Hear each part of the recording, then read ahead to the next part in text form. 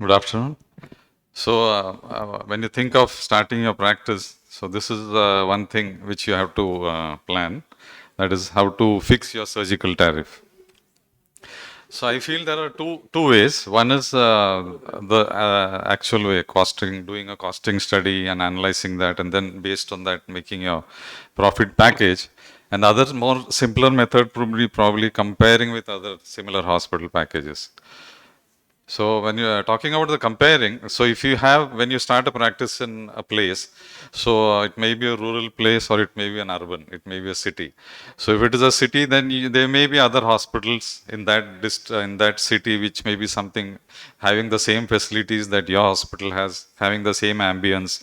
Whether you are trying to reach out to the patients of the lower strata or the higher super specialty cadre. So based on that, you will be selecting those hospitals and comparing, getting the package rates of those hospitals, and then maybe based on that you can decide your. Or if there are no other similar hospitals, maybe there may be other hospitals in a similar type of city in some other district. So, and nowadays, because of this NABH, where transparency is mandatory or it is necessary, it's very easy to get all these package rates now. Previously, it used to be very difficult. You had to have a lot of espionage work and all. But now it is very simple because all hospitals display the packages very well. So, when we compare on that, and then based on that, plus or minus, you can set your package rate. So, that is a very simple and practical method because but the better method, the more scientific method, I would say, would be doing a costing study. But here you calculate the actual cost of your surgery based on the target that you may reach. If you have started a hospital and you say you target, I will do 50 surgeries in a month. So based or in a year, I will do 500 surgeries. So based on that target and the actual cost of your own, of each procedure, of each surgery, so and the amount of profit that you would expect from one surgery, based on that you can make your package. So when you do a costing exercise, there are like two types of costs involved. We all know that. One is the fixed cost.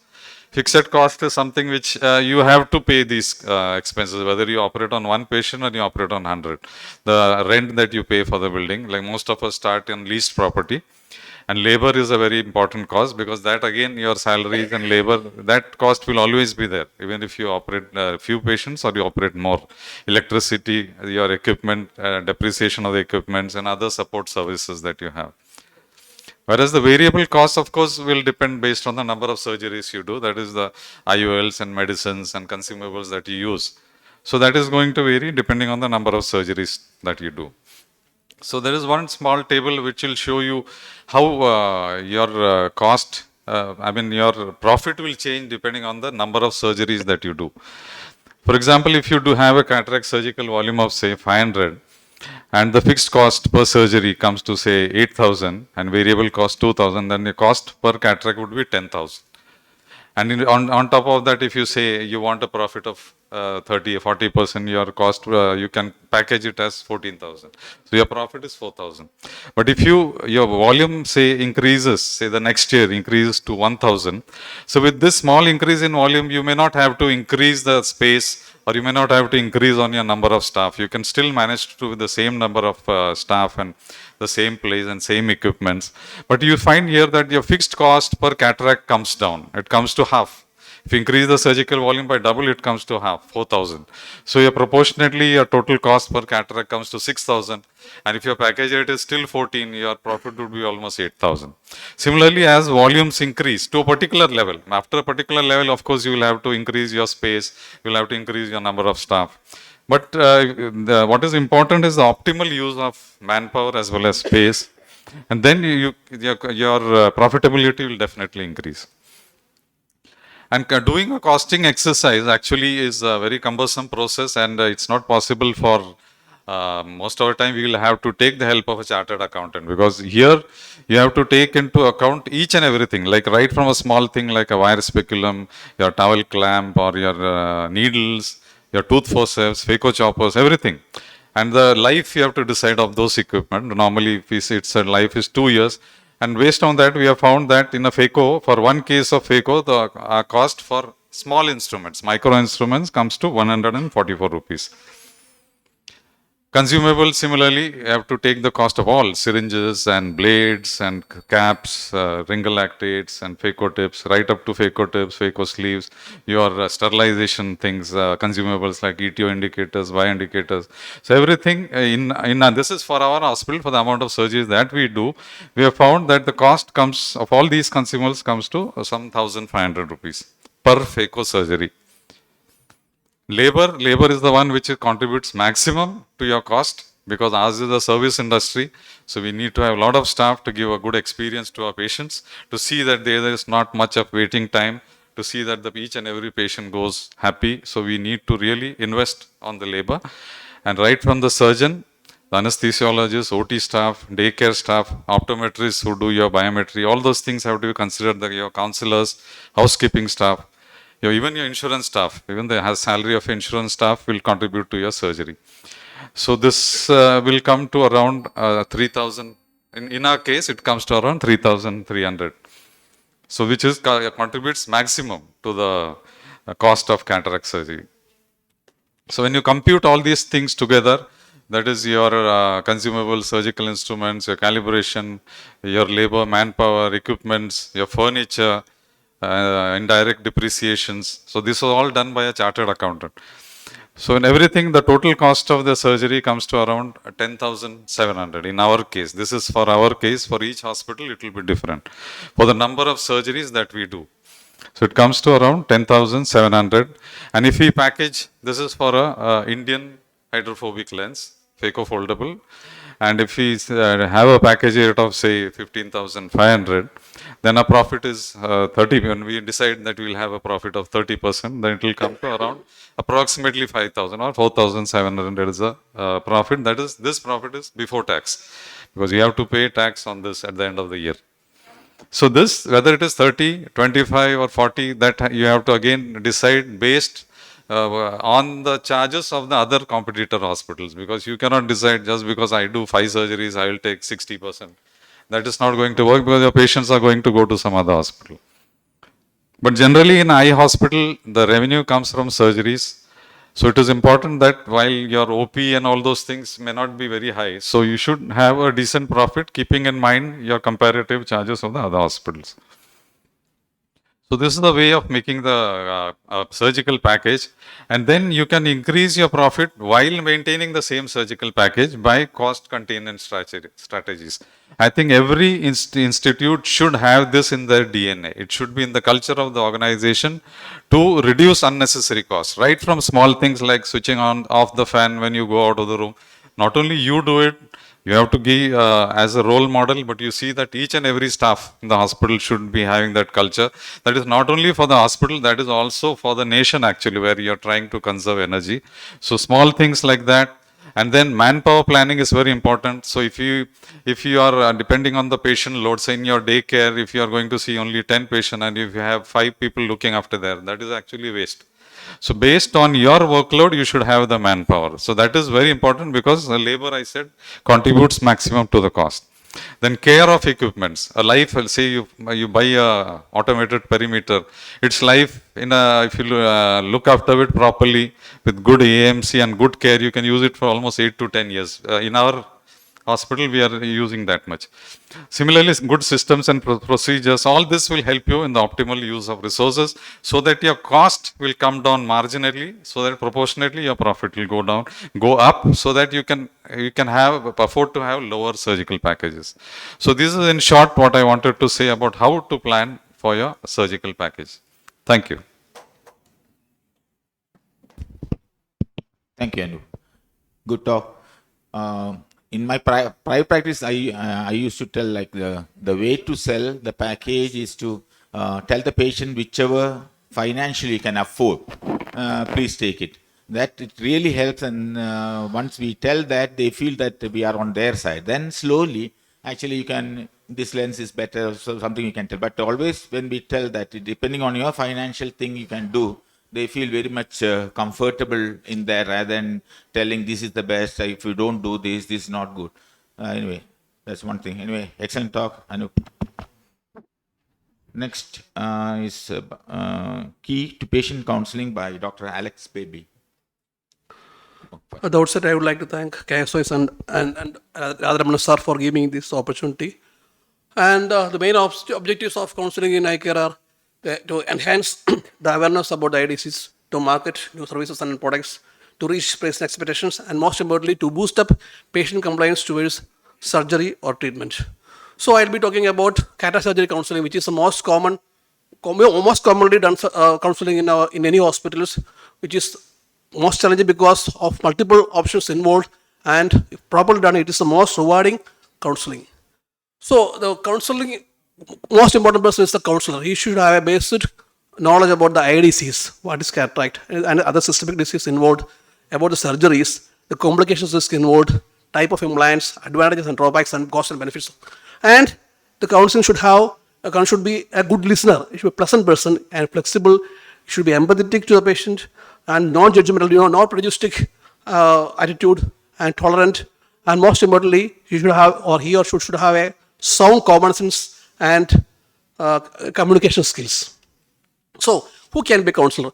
An optometrist can be counselor, ophthalmic nurse can be counselor, or can have a trained counselor who is familiar with optical practice, or a doctor or a surgeon himself or herself can be a counselor. So, whatever said and done, it should be preferably done by a lady because of innate qualities of patients, multitasking abilities, and meticulous setup. So, what are the advantages? Like we have in our hospital, we have an optometrist as a counselor, we have a trained nurse as a counselor, and there are trained counselors who is an MSW.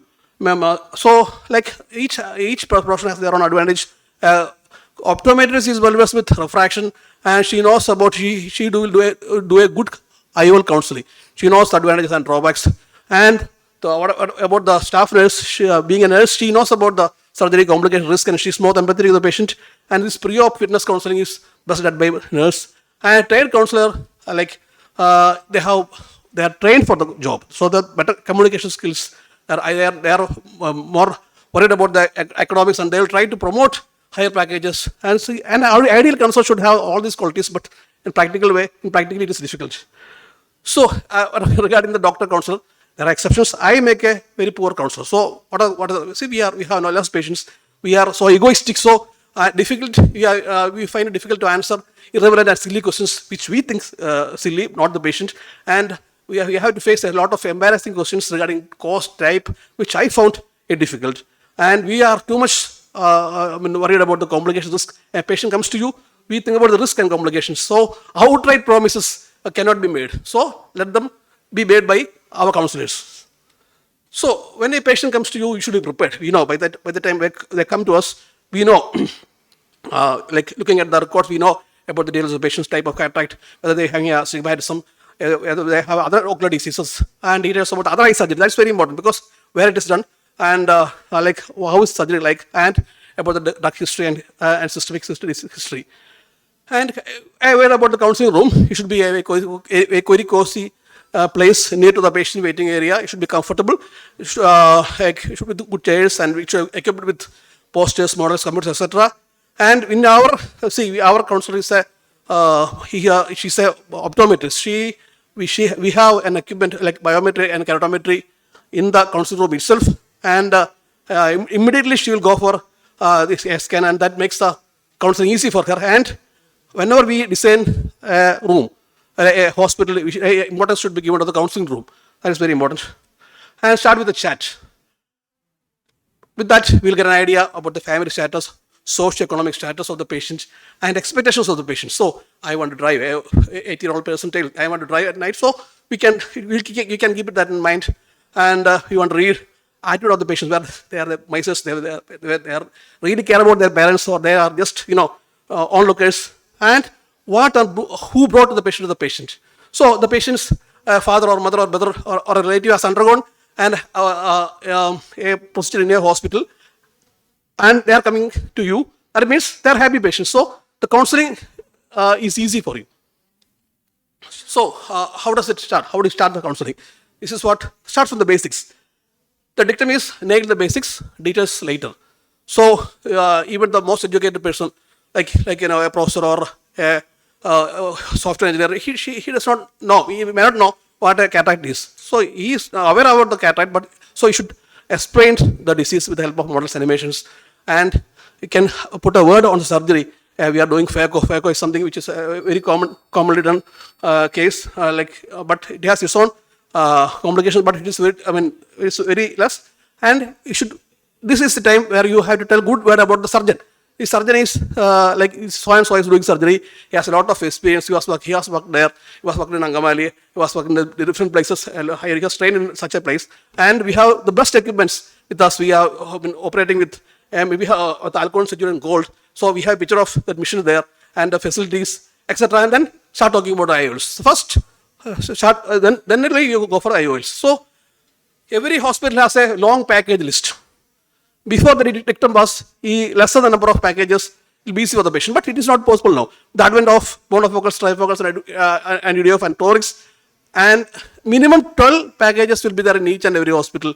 That is minimum thing. But in our hospital we have 22 packages, including economy and medicine packages. But we don't show them. We only show this small picture.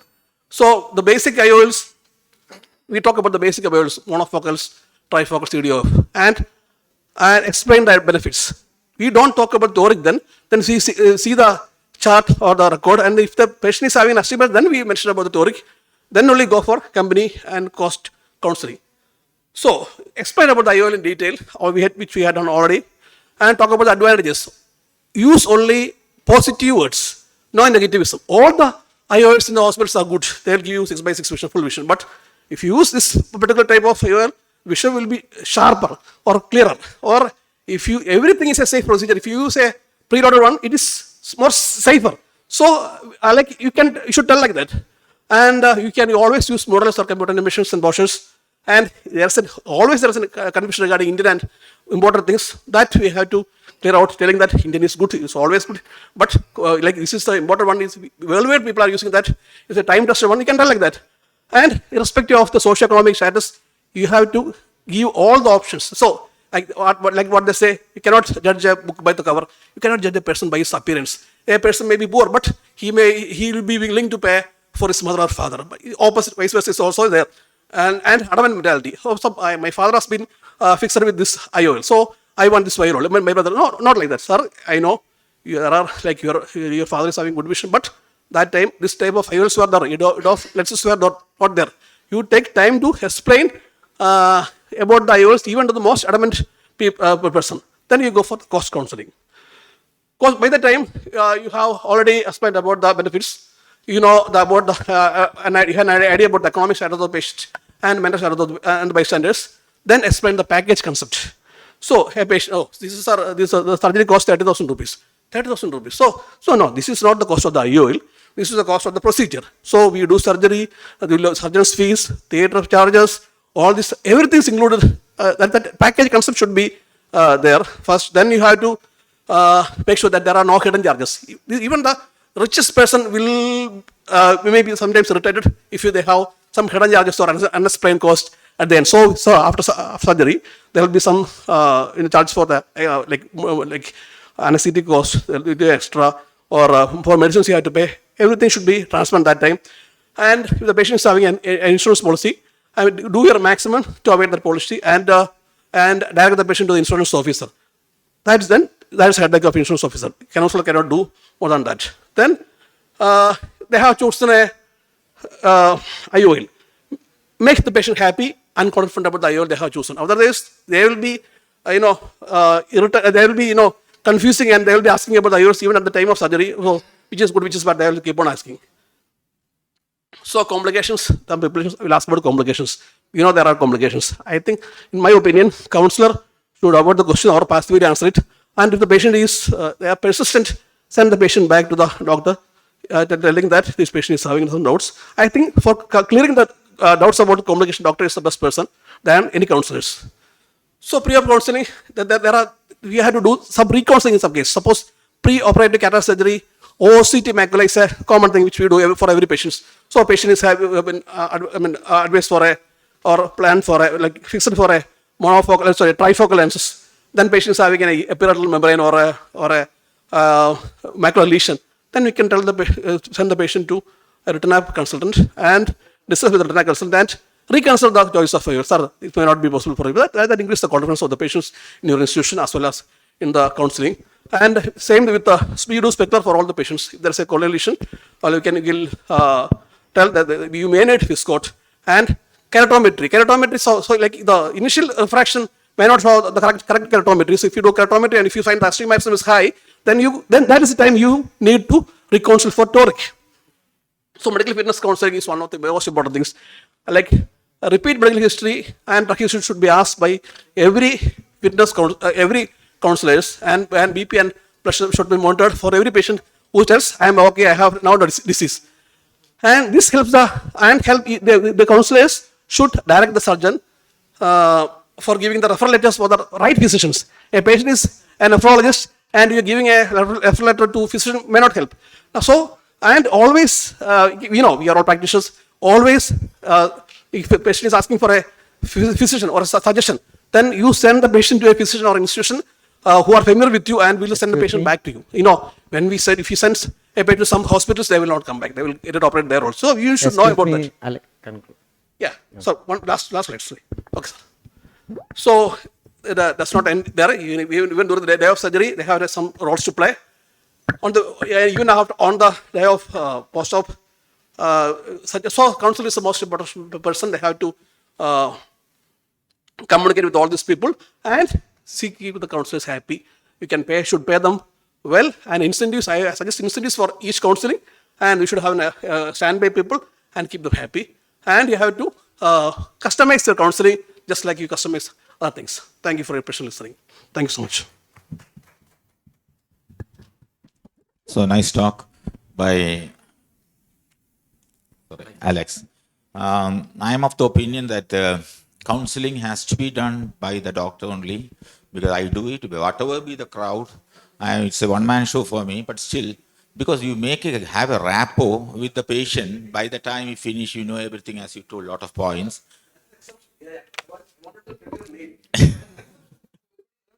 That's true, sir. But I used to feel, because all the medical legal issues and all, would come down a lot, because there's a rapport that it doesn't that easily come. Anyway, that's one point I thought I should say. True. Shall we go for the next talk? So, getting feedback the talk will be on getting feedback by Dr. Shrikant Karat. What do you say? Thank you. Good afternoon. In the current ophthalmic practice, where the competition is very high, like we have hospitals, high hospitals every 100 meters, these three words make a lot of sense in your successful practice. When I started my practice in 96, this feedback was very much limited. Patient goes home, they discuss with their family members. If it's a positive feedback, it's a word of mouth, he'll bring back the patient. Now with the online media, the problem is before they leave your chamber, they would have posted a feedback. So this really matters. So you have to look into the patient feedback, reviews and ratings. Initially, I thought all the three are same, but now I found that feedback is the patient opinion that is solicited. You ask for opinion and it's internal. This is the best thing you can do. When you start a practice, always go for internal feedback, because it doesn't come into public. So when you start a practice, you have a lot of hitches. So don't let the patients make it public. So when you have a decent practice, when you feel you're settled, you can go for reviews. The reviews are non-solicited. It's open. Anyone can come in, anyone can see. And negative reviews, the main problem is when you have a negative reviews, you can't delete it, you can't filter it also. It will be there. Then you have to compensate by getting some positive reviews. Rating is nothing, just a star given to any service from 1 to 5. It may be there without a review. So again, the importance of feedbacks, it give you insight into the quality of care you are providing. Because you will think, yeah, you are giving a good quality, but from the patient's point of view, it may not be enough. So what they want, you will be able to find out. The patient experience, the areas of improvement, that is more important. Like any areas, like maybe it is a security person or a registration appointment facility, the patient feedback really matters. The staff performance, that is one way. The patient will give you that this optometrist or this reception staff was not good, the appointment was not correct, they didn't pick up the phone. So that you can evaluate how each staff, each department is performing in your institution. Then safety concerns, because most of our patients are elderly patients, they may point out, like your that washroom, you need to have some handle, something they'll say. The steps, they'll need the carpet so they don't slip. So all these things will be enlightened by a patient feedback.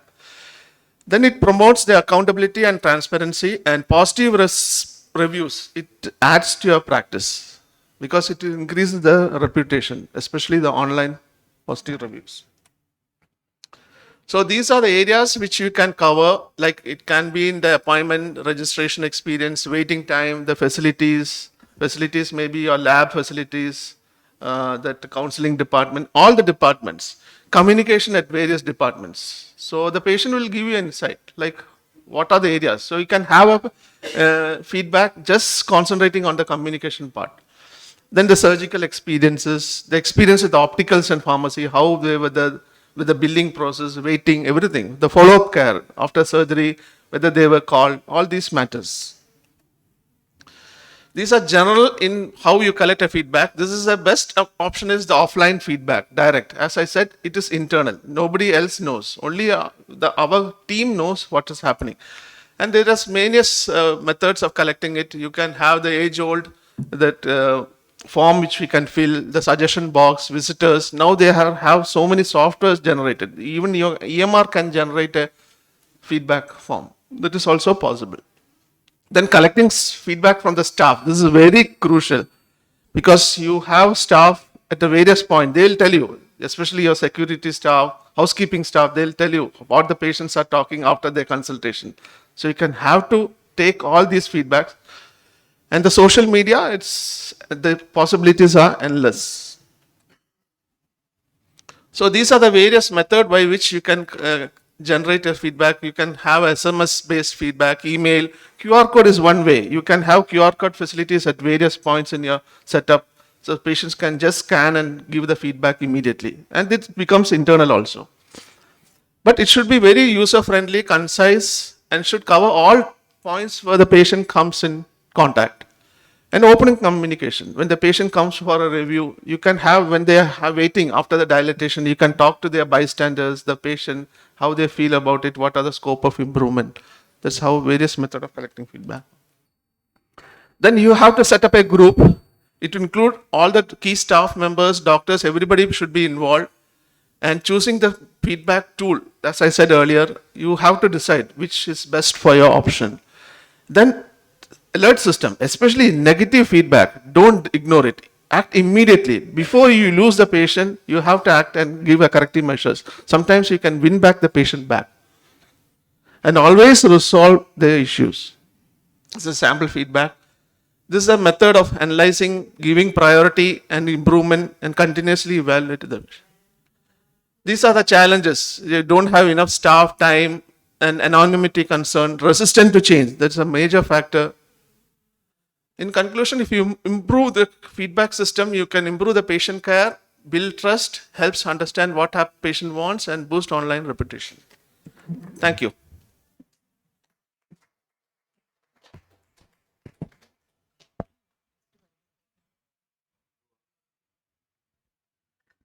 Excellent talk, Srikanth.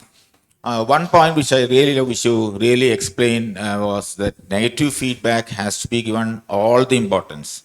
Some people will say, "Ningalappa Gurayappan," forget that. That thing you can neglect. But when somebody says anything negative, the usual tendency is to think like, "Oh, this is not the way I am," or whatever. But always we have to give a lot of importance to negative feedback. Next, we have Dr. Radha Ramnan. He'll be speaking on ethical marketing.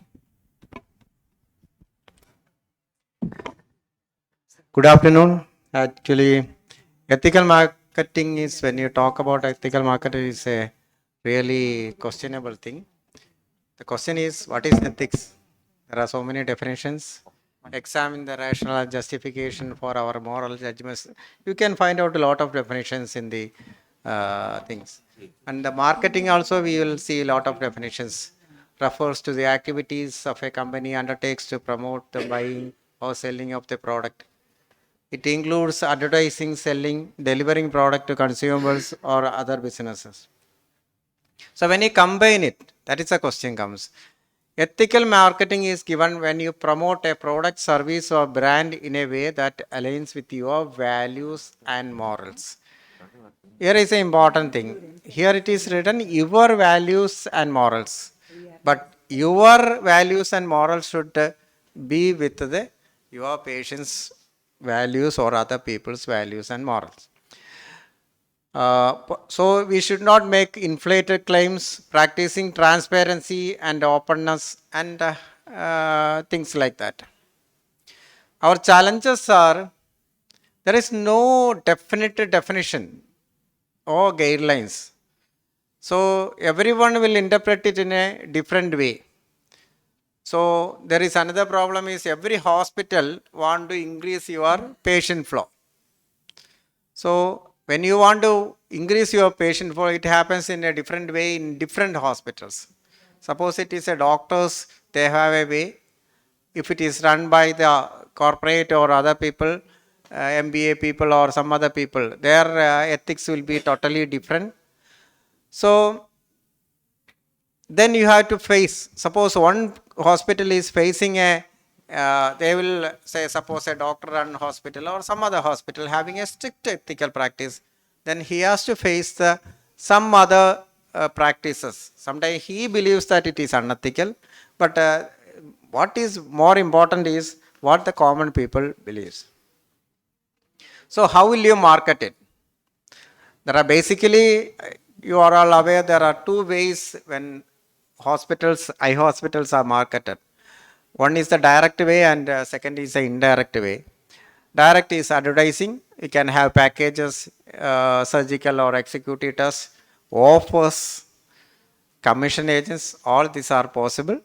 But indirect is the traditional way which works in most of the hospitals, or when you consider in Kerala, if you look at the major hospitals, all these major hospitals, they are working on indirect way. They works on free eye camps, patient education programs through media and leaflet. These are all works to some extent to your marketing. And charity, reduction of rates. I will come to each. Advertising, whether it is ethical. Second question is really a need for aggressive ads? I am not telling about an information passing only. You are giving an aggressive ad, whether it can act negatively also. Sometimes it happens. Some aggressive ads backfires.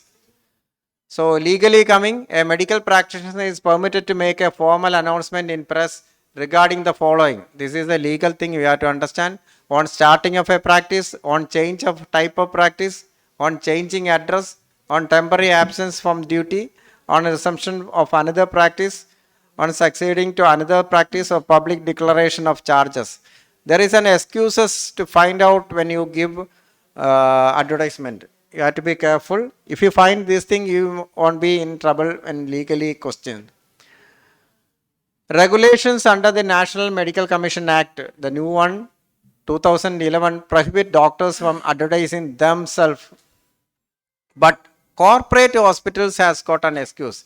It's all affects more of doctors, not on the hospitals.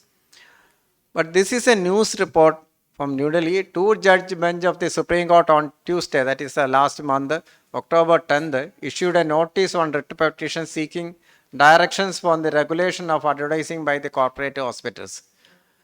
Justice Sanjay Khan Kaul and Sudhanshu Dhulia issued notice to the National Medical Commission. So this is under the Supreme Court consideration now.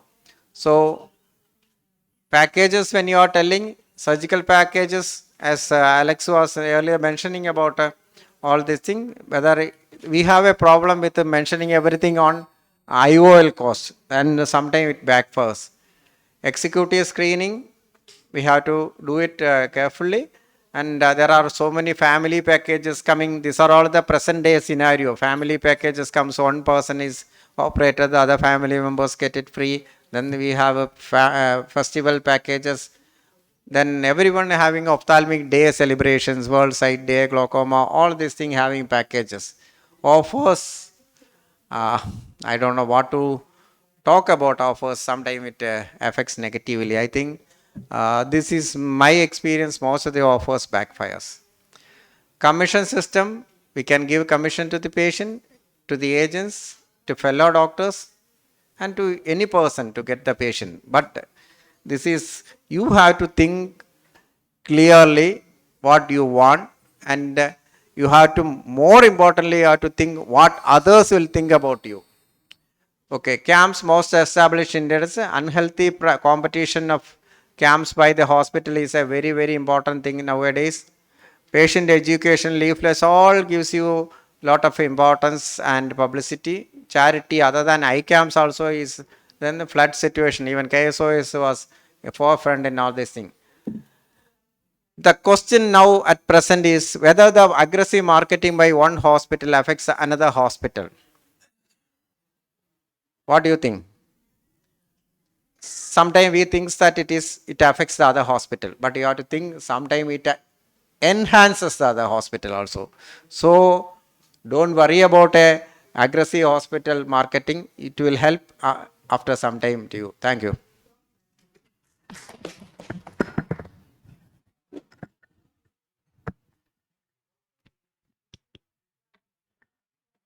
Thank you, sir. Now we have Dr. Kaushik Murali, who will be talking on managing the social media.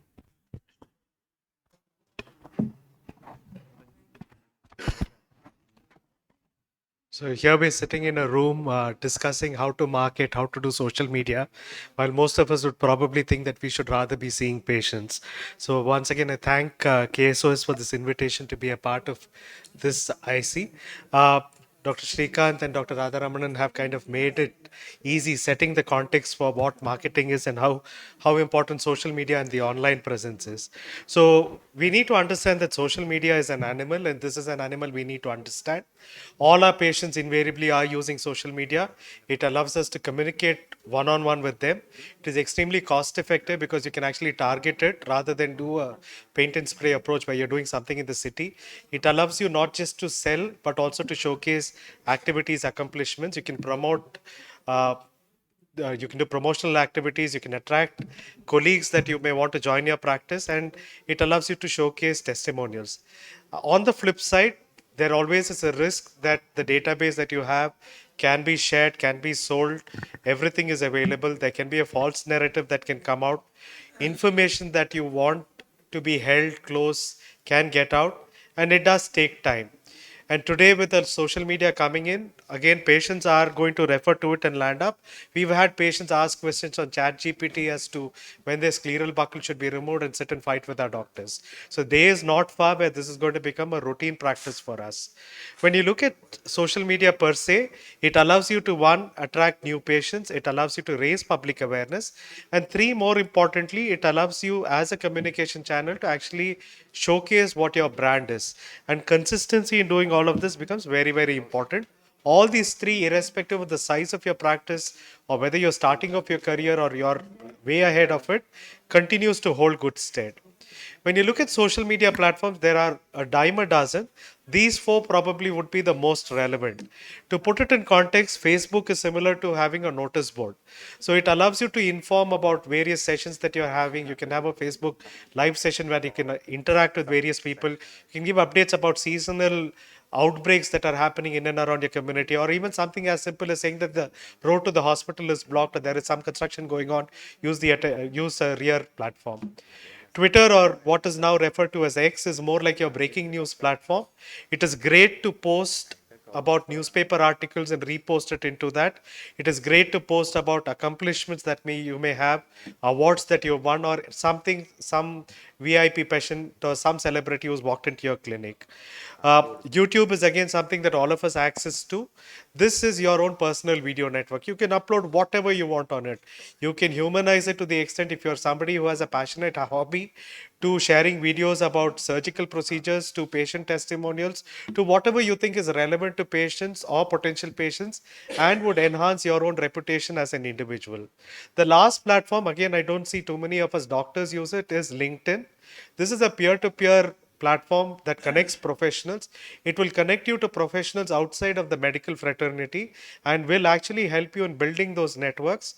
You can build your reputation as an expert in the particular domain by actually answering to certain topics that may be there, or posting on larger topics of interest that would be relevant to the community.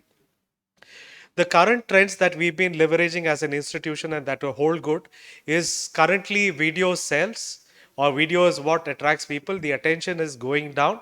So anything that you can post as a short video, a reel, or something with an animation usually works very well. We have a lot of YouTube content that is on our Shankara Academy of Vision platform that has helped us build an audience of almost about 15,000 people who subscribe to it, and that allows us to engage with people who will join us for training programs and also become potential colleagues at a later stage. Chatbots are again something that works well. We have chatbots running on our Facebook page. This allows in at least getting the patient to drill down to a specific question and understanding what the patient is looking for, or the person logging onto the social media is looking for. We do social listening every 3 months, where we look at what chatter and trends are there on all our social media handles. And we try and understand where we are doing well, where we are doing bad, where comments are being posted.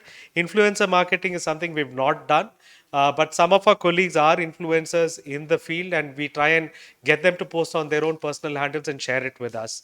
Personalization is possible because you can target messages based on the age group. So you don't want a glaucoma message going into a group that has young mothers. You would rather post something about, say, eye hygiene, or how it's important to go back to school with vision and stuff like that. So you can actually target and message groups. VR, AR, we've not used much. We've used a few medias on our videos and interactive things on our Google page. That has helped us to some extent. Now, the common challenges that are there is all of us have to handle multiple segments. Most of our organization works in silos. The doctor will not share to the marketing. Marketing will have no clue what we as doctors do. Inbox becomes a challenge because it is landing on a common domain where not all of us have access to. It may get forgotten. Localizing content becomes very, very, very tricky, because when you're translating content from English to the vernacular, often you can have certain mistakes that creep in. Finally, content is king. If you have to, there is a pressure to share constant content. And if you're sharing content that has not been created by you, it is very, very important to fact check. Because if it is wrong, then it becomes a challenge. Don't feel shy to highlight colleagues' accomplishments. That becomes very critical. Wherever you're sharing anything from the patient, make sure that you have their permission to actually share that. Google review, I think Shrikant sir did mention it. We aggressively try and capture it, because patients will go online when they are unhappy, very rarely when they are happy. So you need to have multiple ways that you can actually gather it. My last slide is, when you're looking at building your social media management, one, centralize it, make sure that you can post across platforms. What's on Facebook goes into Instagram and stuff like that. Create a calendar. Sir did share about various days that we can celebrate. It's important for you to build relationships into your community, so you have to customize and respond. Like he mentioned, if there is a flood happening, how are we using social media to actually leverage it?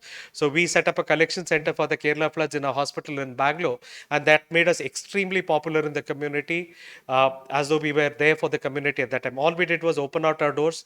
We didn't have to spend 1 rupee. We were able to mobilize almost about 23 truckloads of relief.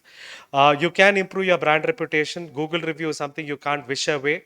You have to make sure that you're responding to messages that come in, and it is very important for us to measure what is happening. Just posting is not important. What is the engagement happening? What are the negative reviews? What are our peers in the community doing? And see how you can actually uncover actionable insights. My last slide. Stay secure. Make sure that anybody who leaves your organization does not have access to your credentials. Otherwise, you're going to have a lot of challenge. It's very important for us as professionals to stay neutral, avoid anything that has political, religious, or inflammatory annotation. What is personal, should not come out, should not reflect on our institution. Be on social media. It is not enough for you to outsource it to an entity. Each one of us has to be on those pages seeing what's happening, and you have to be professional. So I have very clear protocols about who can post, who can comment, and even if a competitor comments about something about us, be professional in your response. You don't have to make it nasty. So thank you again so much for this opportunity to share something about social media management. Excellent talk, Dr. Kaushik. Now, the next speaker is Dr. Ramurthy, Roadmap to Growth and Staff Retention.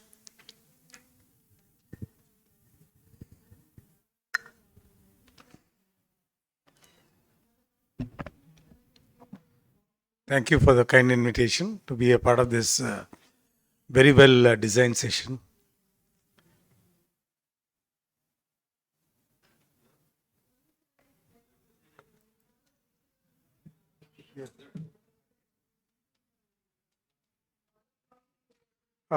This is a topic given to me.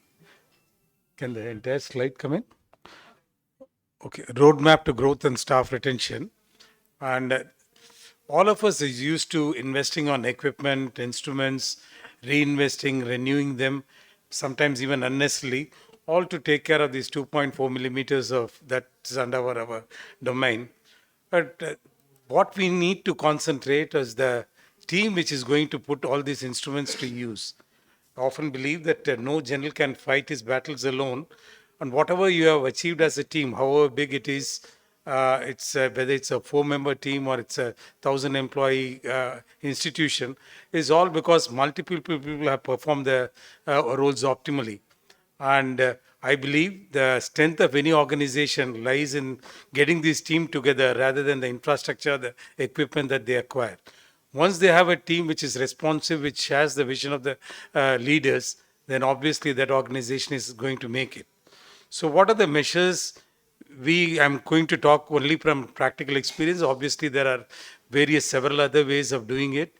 And we have the way we control our different centers is to have one Zoom meeting with all the principal stakeholders, which is the senior consultants, the medical director, all the senior professionals who are working there, where all the working of that particular center is threadbare discussed. All the numbers are shared with them, and in case it's doing well, there is a certain amount of compensation that's offered to them as an incentive. It may, depending upon the level at which they are in that particular organization. We also have an idea about what exactly was the turnover the previous year, what is our target this year, exactly the same month, because it's a month-on-month which comparison, which is usually looked at, and then what exactly we achieve at the end of the month. And obviously this motivates the team. The one hallmark we emphasize is that do not cut corners to achieve these targets. Whatever you are doing is to be ethical in the best interest of the patient. Again and again, in more than 30 years, I've found that any shortcuts obviously in the long run doesn't work out, and constantly working to enhance your reputation, enhance your skill sets and what you're offering to the patients is what finally matters, and that's the message we want to get across the entire organization. It's not just the consultants that you matter. I'm just taking a section of the optometrists across our different centers. These are the groups of them. Depending on the size of the center, the numbers also vary. And these are the pictures of them. Even at this level, even though some of them are youngsters, 18, 19-year-old, reward, recognition, and respect for the contribution they do. We often keep emphasizing that success of the organization depends on their work. It's not just the optometrists, but each and every segment of the staff that obviously motivates them to perform and give off their best. So it's not just the monetary compensation that matters, but even recognizing what they do. Giving them also an opportunity to perform in the sense that this is the 12th edition of the clinical refresher course. Almost all the slides and pictures I'm sharing is what we did in the last year or so. And this is an extremely successful conference for optometrists. All the speakers in this are our own consultant optometrists, and this is attended by more than 500 optometrists. This is the time when the Fellowship certificates to those who have passed out, and the best outgoing student is also recognized. And they really look forward to this. And the fact that the professional development opportunities have been given to them, and it's also recognized, integrates them, gels them with the organization. And when we did a phaco-refractive decoded conference, though we had eminent national faculty, excellent surgeons visiting us, all the 15 or 16 surgeries were performed by our senior and mid-level consultants, and essentially the visiting faculty acted as efficient mentors. So recognizing the skill sets of our own staff, giving them an opportunity to showcase them allows not only skill development, but also recognition for the same, which is extremely important. It's not all work and play. And I often consider that whenever you can get together to have a game to play, you will also work harder. This is one of our last year's annual consultants get together. A section of them are seen in these pictures. And it's not just the consultants who matter. These are the lower level employees, the receptionists, the sisters, etc., who went out on a holiday. All of them are given time off to do that. And it's not just individual centers which go out, but even across centers, they are allowed to interact with each other. Emphasizing a work-life balance, and it's extremely important to make these youngsters feel that not only working in the best place possible, but it allows them to express themselves, and safety is paramount for all of them, and nothing which is compromised on that is tolerated in any way. So just like the organization wants to progress, they have goals. Each and every individual, whether it's a driver or a ward boy, looks forward to growth in his professional lifetime, in his while he is there with you. And unless he or she sees a growth pattern, they are not going to they are not likely to last with you. Basically, each of them is given a clear career progression paths depending upon the capabilities. Internal promotions is what is constantly encouraged. Somebody who joins about 15 years back as my EDP coordinator at a 4,500 rupees salary is my general manager across centers now. And they are mentored, handheld, leadership roles are offered to them. And we minimize to the extent possible lateral entry. Though if the position demands it, we do go ahead and do that. Make the organization entirely acknowledge the fact that this person is going to add value to it. And whenever somebody, whether it's improving the English language skills or computer skills or just communication skills, we assist them to go ahead and do that. And it doesn't come without any assessment. Obviously, there are all kinds of people in your organization. And then evaluating them periodically, whatever in a large organization, a structured evaluation like what we follow on a 6-monthly basis is there. And it's not that every raise is automatic, but we evaluate them depending upon the feedback given by the center head, the people whom they are directly reporting to, and subsequently decide whether they get a 20%, 10% or a 5% hike, or even whether they are retained in the organization. We got importance of social media, which just covered so nicely. We got a Google review of more than 10,000 for our principal hospital at the Google score of 4.9. And this was a moment to celebrate. And we just got together a small get together. And this, our patient care coordinators were encouraged to cut a cake and celebrate in front of the entire hospital. And obviously, this was a motivation. There was some monetary incentive, but recognizing what they did is also extremely important at each and every level. I am sure all the organizations in their place have certain events which promotes congeniality. The families are also brought together. These are team building and social activities. Obviously, once they connect with each other, they also tend to perform much better. As I said earlier, these are my two principal doctors, Dr. Ravi and Dr. Shrish, right in front, who have been with me for more than 20 years. And Rajiv Nair, whom you see in the third photograph, is from Calicut. He has been with me for more than 30 years. And he came from Shankar Netrale after his BSc optometry. And what you see over here, unfortunately, the cursor is not working, is my driver who's there for 30 years. He manages a fleet of cars now. Obviously, he is more like a manager now, and his position in the organization is also being recognized. Once they have spent a significant amount of time, All their retirement benefits, long-term bonus, etc., is also taken care of. This is not only done to make them feel happy, but also make the employees who are remaining with you feel secure and feel that this is a good organization to work with, who are going to be taking care of you in the long run too. And finally, we lay a lot of stress on keeping yourself fit. And there is a Coimbatore Marathon that's held every year. This year it's on December 18th. We sponsor whoever is willing to, whether it's 5 kilometers, 10 kilometers, or 20 kilometers, they're gone ahead, they're sponsored for the marathon events. We also have places to work out. And obviously, fit mind needs a fit body, and that's something that we encourage. And these are also great ways to network and promote the organization as a whole. These are some tips that I have shared, we do in our particular center. Obviously, there are various other ways of doing it, and we have evolved these things over a period of time. I hope this did resonate with what you do. Thank you. Thank you, Dr. Ramamurthy. Lights on, please. It was a wonderful talk because it is not just a theory because of your extensive experience. Actually, most of us need to learn from you. And very, very happy to have you here. So please accept a memento from KSOS side from Dr. Sachikumar.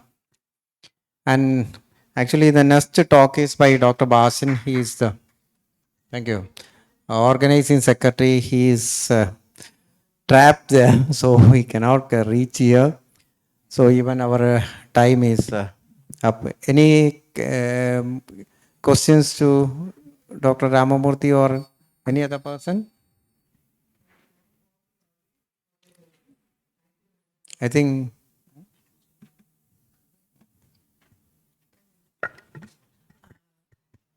Dr. Shrikant was talking about that negative feedback and all, you have to do it. So suppose such a negative feedback just comes in, sir, what would you do?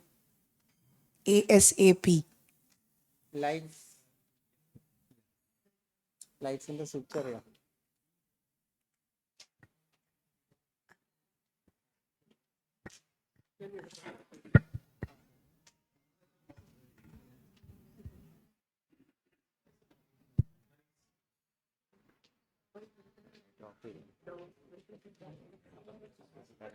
ഒരു 5 മിനിറ്റും കൂടി ഉണ്ട് ഒരു 5 minute More than the positive feedback, you don't have time to respond. You have to act immediately. If it happens in the premises, when the consultation is going before the patient leave, you have to make arrangement. You should have the supporting system where they can talk to the patient, understand their problem, and give them the assurance what their bad experience, so-called bad experience, will be taken care and rectified measures will be done. And after you do it, it is important you have to inform them. Any feedback, you can just tell that it is help. Anything, you have to inform them this has been rectified.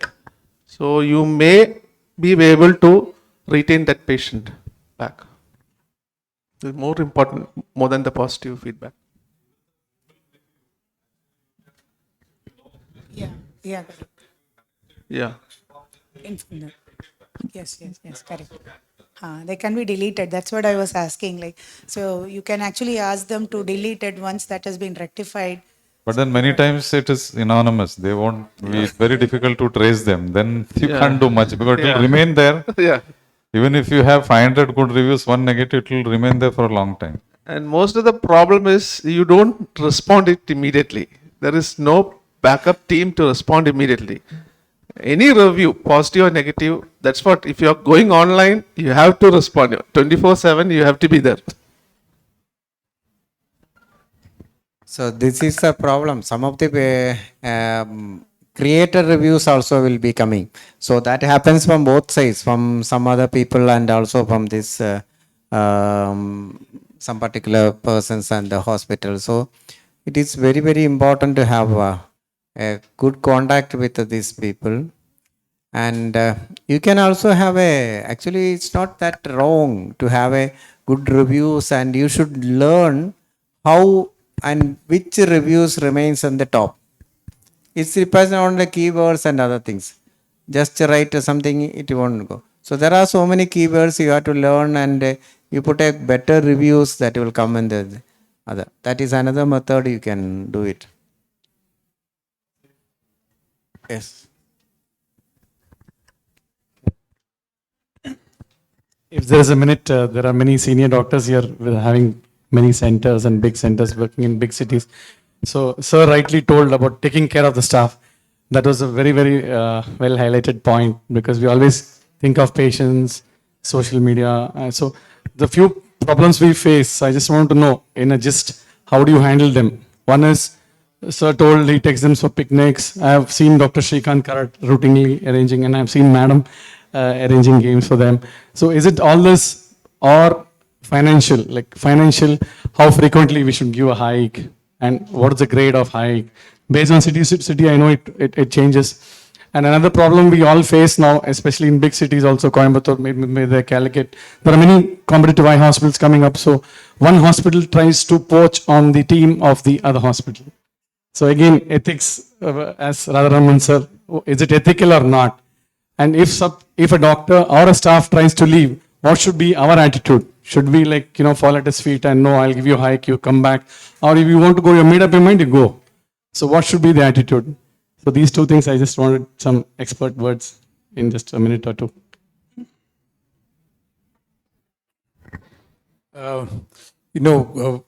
When you say whether it's just a monetary compensation or other things do matter, it simply boils down to this. Does happiness come only with money? Like even in our lives, we need so many other things. Just because we have money in our pockets, we are not happy. So similarly, yes, monetary compensation is most important, what they look for. And the reason they might leave you is most often because of a better pay packet. And it's not because you've taken out them to a picnic, they're going to stay with you. But at the same time, to give them an overall experience, camaraderie, you have 10 people working in the theater, one girl tries to goes off. More than you, that system there, the group is going to hold them back. So the way they have interacted, so giving them multiple opportunities to interact with each other, get to know with each other at all levels is extremely important. And as far as retention, if there is competition trying to take them away, it entirely depends upon what the demand is and what the need of that individual is to my organization. Sometimes a great way of cutting off chaff. You want somebody to leave and he or she is also not happy. They come up with this thing, you say goodbye, please leave. But if it's somebody who's contributing very well, expects another 1,000 or a couple of thousand, and you want to retain them, sometimes they get you that appointment letter just to get a raise in your own organization. Value them, talk to them, but should not make it a habit, but then give them some sort of recognition and they may stay back. Thank you, Dr. Ramamurthy, for this, and thank you all of you for coming here. And our time is up. Thank you again.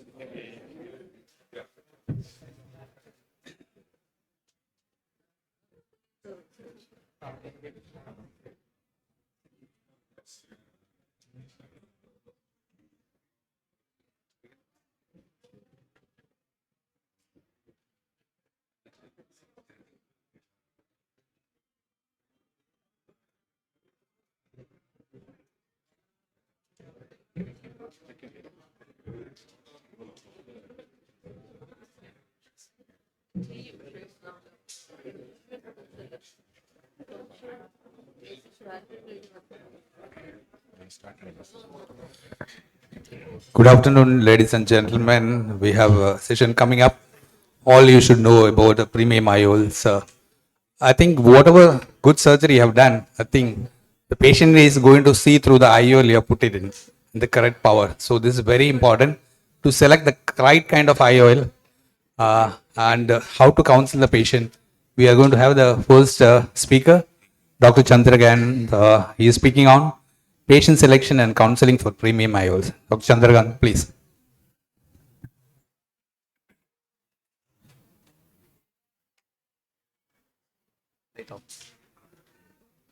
Good afternoon, everyone. The topic is patient selection and counseling for premium IOLs. I'll be passing general comments only. I'll be not going to specificities of each IOLs, be it toric, EDOF, because I think that will be spelled by spoken by other people. Things to focus during counseling, explaining the surgery and what to be expected after surgery.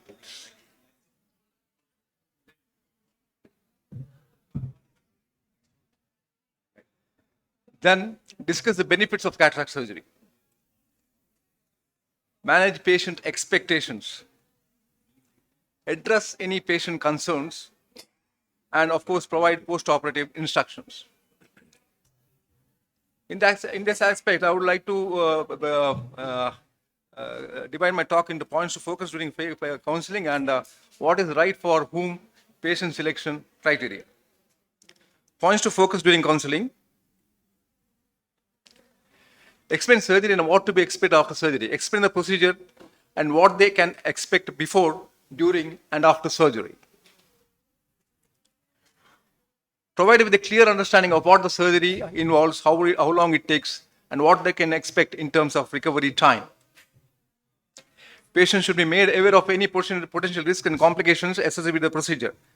But here you have to be careful that you don't have to open your mouth saying that the later complications like retinal detachment, endophthalmitis, panophthalmitis, such things and all should be handled very carefully.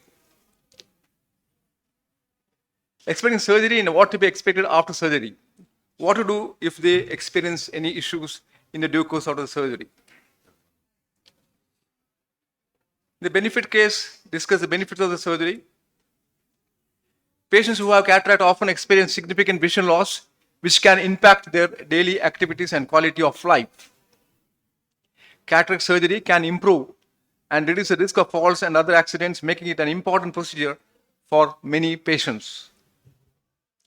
By discussing the benefits of surgery, it can help patients feel more confident in their decision to move forward with the procedure. Then next you have to manage the patient expectations. While surgery can improve vision significantly, it is important to explain that patients may still need glasses or contact lenses and any other procedures after surgery for a better visual rehabilitation. Of course, discuss the different types of intraocular lenses available in the market and help them to choose the one that is best suited for their daily needs and lifestyle activities.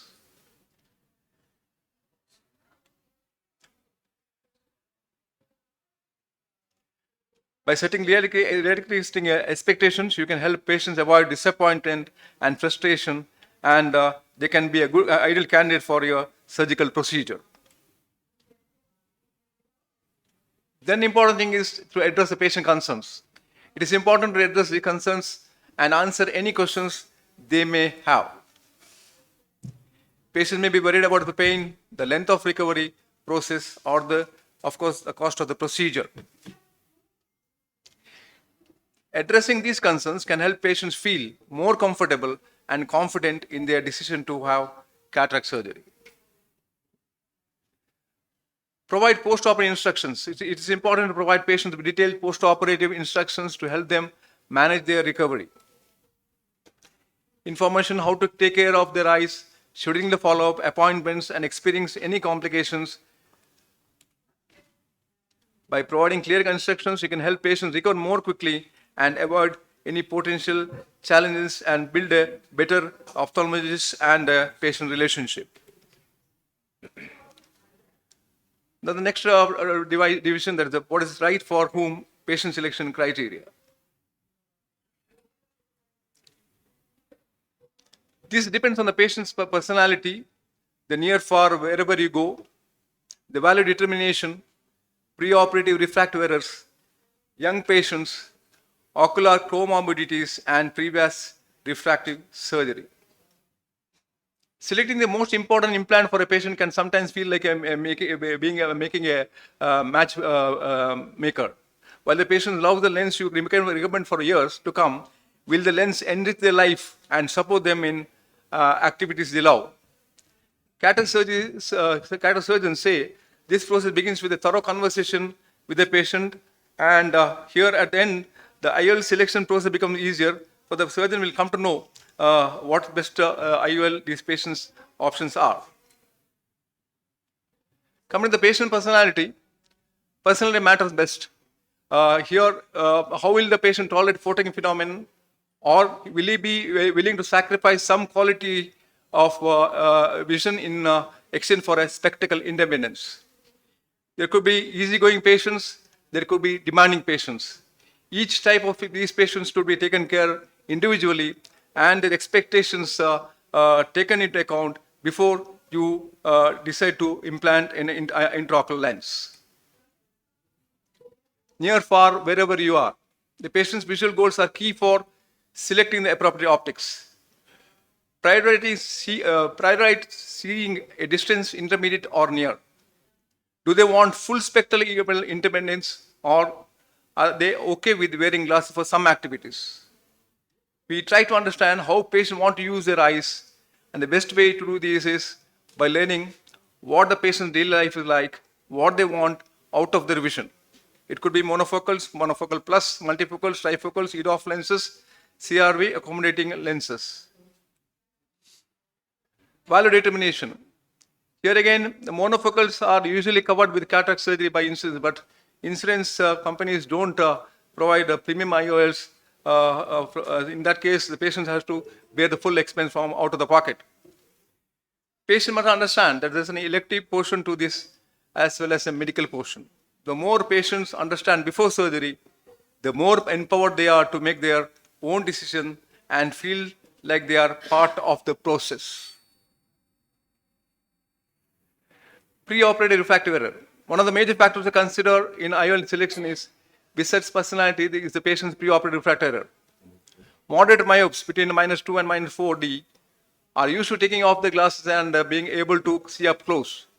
They basically got a telescope built into their eyeball. If you take away these patients near vision, they will be very upset. High myopes also will have to be very careful while selecting the lenses. Young patients, when faced with a young patient who is a cataract or young refractive lens exchange patient, think about what might happen in the next 20 or 40 years of the patient's life when he selects an IOL. Refractive lens exchange may have a perfectly healthy eye at a time, but we don't know what their eyes will look like after 20 years. In case of epiretinal membrane, macular edema, diabetic retinopathy, we'll have to take care of this. Then, of course, the ocular comorbidities like surface dryness, meibomian gland debris, astigmatism, corneal dystrophies, this has to be taken care, especially if you're advising a multifocal intraocular lenses. And of course, you have to keep in mind the previous refractive surgery. If he has undergone a radial keratotomy, LASIK, RK, PRK, various formulas are there. ACRS, IOL power calculation formulas are there. Take care of these things before you advise any intraocular lenses in patients who have already undergone previous refractive surgery. Thank you.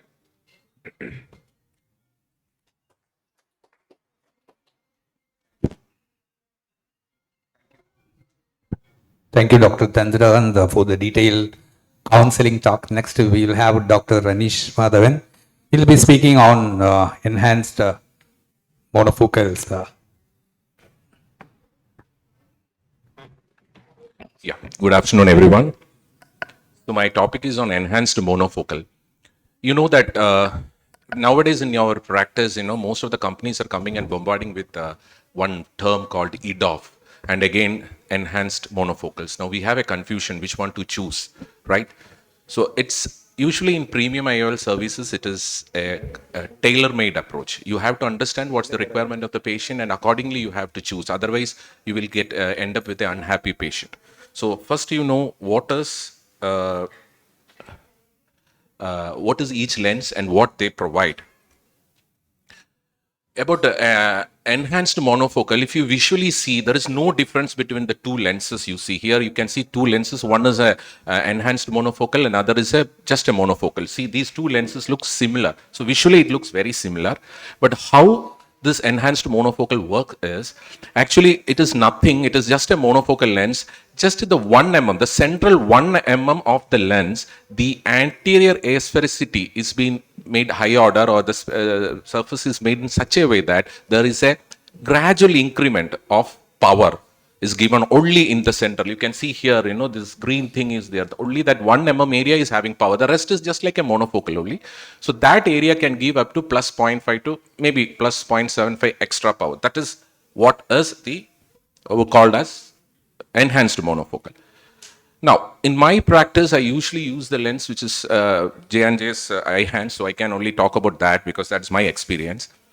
This is a picture which shows that this is the MTF, this modulation transfer function of the lens. Now you see this lens. This one is this monofocal, that is Technis monofocal, and this is the eye-hands, that is enhanced monofocal. Here you can see the graph going, this is the emetropia. LX0, the graph is at the peak. The monofocal gives the maximum thing in emetropia, that is in the distance vision, and then it sharply drops down at around 2 meters. After that, there is no line. But what eye-hands do, or whatever this enhanced monofocal do, is it gives a little extension here, so it comes up to 1.5 defocusing. That means up to 67 centimeter, it gives a little bit power there.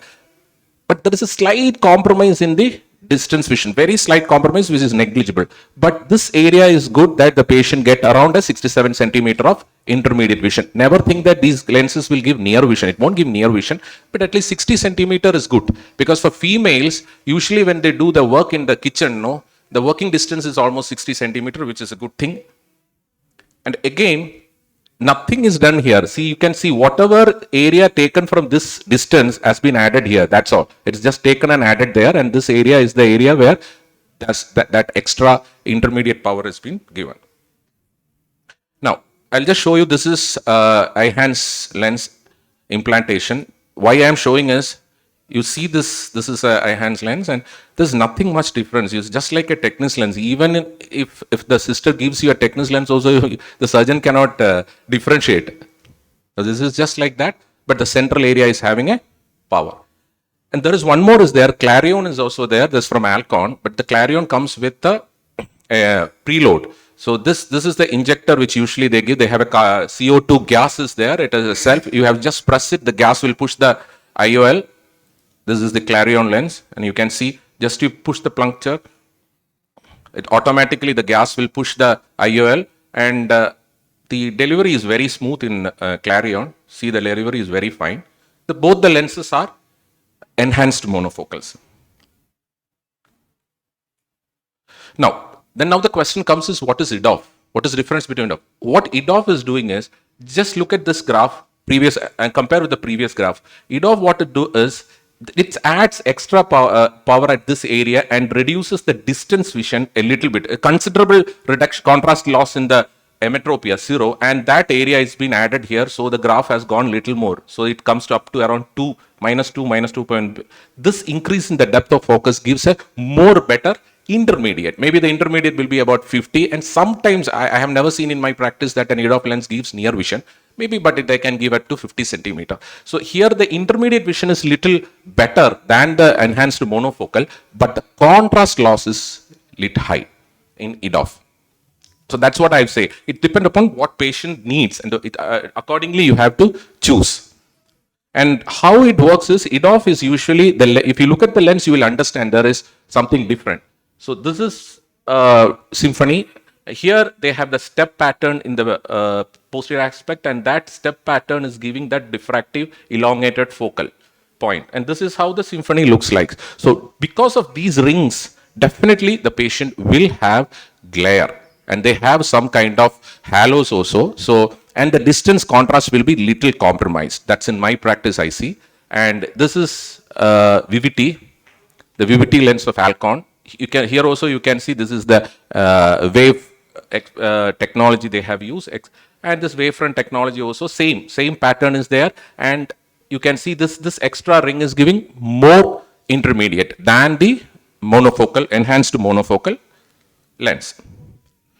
And when I compare all the lenses, you know the photon entering into the eye. Any eye, the amount of photon entering is the same. There is a constant. But what is happening is you look at the Alcon plane, and this is the Technis one, monofocal.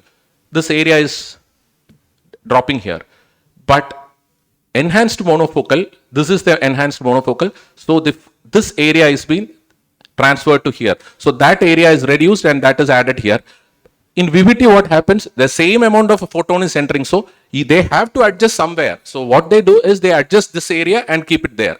So it's according to the patient, which area you want. You want, mostly you are working on intermediate area and distance is not that problem for you, then you go for EDOF. Otherwise, only a little bit of, like when you drive, you want to see the dashboard and you want to cut the vegetable, it's okay for them, then you can go for a enhanced monofocal. So that is the basic difference between the two. Now we come to the patient satisfaction point. And then I just show you one video, like this is one EDOF lens, and this is actually, this EDOF lens is a little, this is Appasami's lens in focus, supra phobe in focus. You can see the central ring there, and this is another, this is the symphony. The multiple rings are there.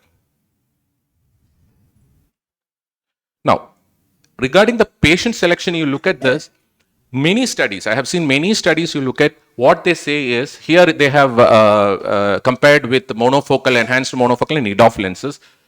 The intermediate vision similar to that of EDOF IOL, that's what they say. Even in the enhanced monofocal, they also give almost a similar intermediate distance with the EDOF. So in that case, the problem is in EDOF, you will have a contrast loss, but in monofocal enhanced, there is no contrast loss. Again, this is another study which shows that, interestingly, there is no significant difference were reported for the visual acuity at the intermediate vision. See, again, it says there is no much difference in intermediate vision, and both these lenses are not giving the near vision. Now we will see which one to choose. It's purely the patient and doctor's choice, but you look at this enhanced monofocal, it gives an excellent good vision. EDOF gives fairly good distance vision. I'm not saying don't give, but the contrast will be less. And again, intermediate, both are giving good intermediate, maybe a little advantage there for EDOF. But the glare and halos is almost nil in enhanced monofocal. The other will have glares and halos. Again, regarding the cost factor, you get it enhanced monofocal for 10,000. The other one is almost 2 to 3 times more. And again, it is pupil dependent. EDOF is pupil dependent because there's a rings are there. It is pupil dependent. And there is no contrast loss in enhanced monofocal. And both the lenses you put, you have to give a spectacle for near vision. So it purely depends upon what patient's choice and what their financial status and the doctor's choice. Thank you.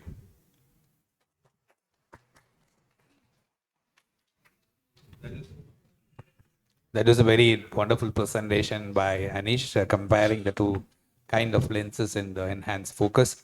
Next, we have the premium IOLs in today's practice by Dr. Krishna Prasad Kutlu. Sir. Thank you so much, Kerala Ophthalmological Society, for this opportunity. So I'll be talking about premium IOLs, and I don't have any financial disclosure for this particular talk. So what is premium? Generally, we consider multifocals, trifocals, EDOF are considered to be a premium. Toric multifocals also part of premium. Toric monofocals also part of premium. Even nowadays, even most of us consider aspheric monofocal lenses also considered to be premium lenses. Coming to the patient selection, for me there is no age criteria. Youngest to the oldest, he can opt for premium. But always I avoid multifocal in patients with the congenital cataract. If I do a cataract in one eye in especially young patient, I avoid multifocals. Coming to the occupation, premium monofocals and torics are for every profession. I always avoid multifocals, especially in drivers and profession with fine arts, pilots, surgeons, even armed forces. Again, depending upon the surgeon choice. But these multifocal or trifocal best tolerated by retirees, housewives, computer professionals, writers. As Dr. Anish said that EDOF is the best for drivers and software persons.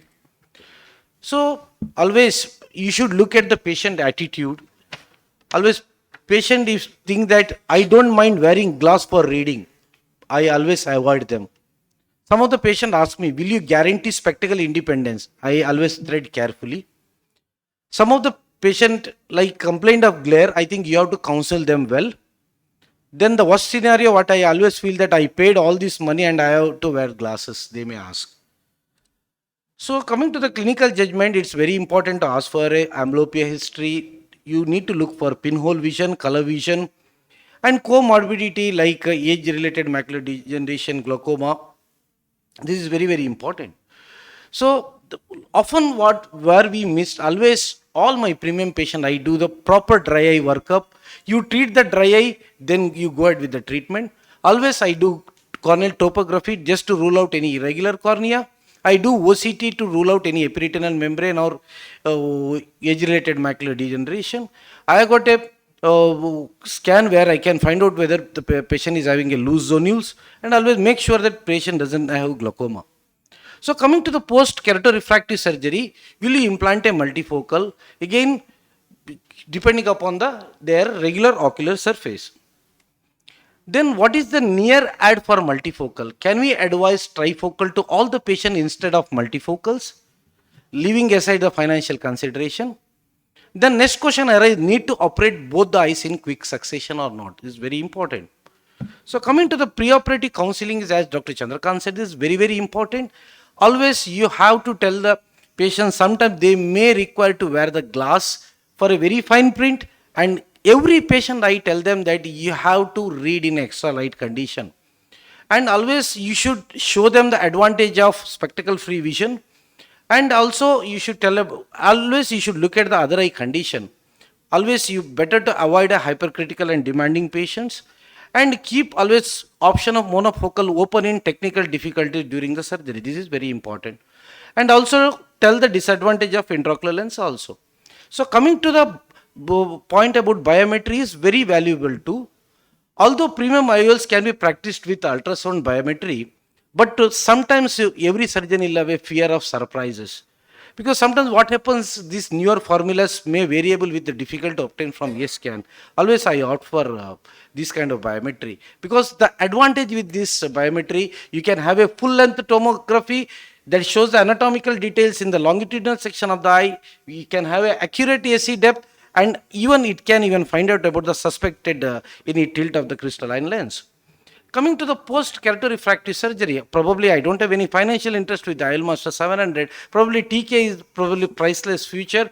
You will have this Barrett True K formula that gives the perfect reading. That is very, very important. So coming to when you're practicing with these premium IOLs, with this visual angles is important. I personally feel yes, because angle kappa is a angle between the visual axis and the pupillary axis. The most important one in cataract surgery is angle alpha, which is the angle between the optical axis and the visual axis. So angle kappa is more important in refractive surgery, especially when you are dealing with a hyperopic patient. But of course, larger angle kappa sometimes, if you do it even in a patient with hypermetropic, sometimes may have a decentration in the IOL. So coming to the angle alpha, as I said, that most important in cataract surgery, because it can be like, see, if it is more than 0.6, then better to avoid a multifocal lens. This is very, very important. So I always do aberrometry workup all these patients when I do a premium surgery. At 4 mm pupil, more than 0.3 micron of higher order aberration, which cause a blur similar to the 0.5 diopters of defocus. So I normally won't implant trifocal, especially higher order aberration more than 0.7, coma is greater than 0.5, all these detail, because I do have got eye trace, no financial interest. So this is the advantage. If you're having eye trace, you can get the much all results, especially regarding the MTF also. So after talking all this, sometimes our first choice is going to be the monofocal intraocular lens. Probably we have to tell the patient that they have to wear the glass for near and intermediate distance. So because this avoids annoying the halos and glare and halos. Of course, multifocal intraocular lens have got a diffractive step on the IOL implant that create a smooth transition between the focal point. Of course, for housewife it does well, but which was not addressed is the intermediate vision with this multifocal. Especially it was problem for some of the occupation like drivers, computer professional, painters. They have to really change their lifestyle modification. So there comes, I think, the trifocals. Most of us been converted into trifocal. This was my earlier video. I've been used more than, I think, 1,500 lens of trifocal from Zeiss, and which gives me very good result. That is Lisa 839 model. It comes even in the toric platform 939 model. Always I believe that the 4-haptic platform, the stability of the lens as far as toric is concerned, I am for that. Once again, depending upon the surgeon's comfortability. So these are the advantage with the multifocal lens. Patient will have a distance, unaided, intermediate and near vision. Freedom from the glasses, of course, good for indoor activity. But there are disadvantage. It compromises the quality and contrast sensitivity, and also glare at time unbearable in night driving. Some need to wear the glass for very fine print. They require extra light, especially not suitable sometimes for a skilled work. And sometimes you may have an unsatisfied patient. So for all these patients, short-term glare and halos also will be intolerable with those who are doing the active night driving. There comes again monofocal and EDOF. So coming to the what is true EDOF, what just in continuing with Anish discussion, what is this true EDOF? I am talking first about the true EDOF with the rings. So these lenses are actually excellent compromise of benefits of both monofocal and multifocal lens, more spectacle independence compared to the monofocal lens, with a fewer visual side effect compared to the multifocal IOL. They may be little bit okay with the sensitivity with the visual side effect, but except to wear the glass for a near print.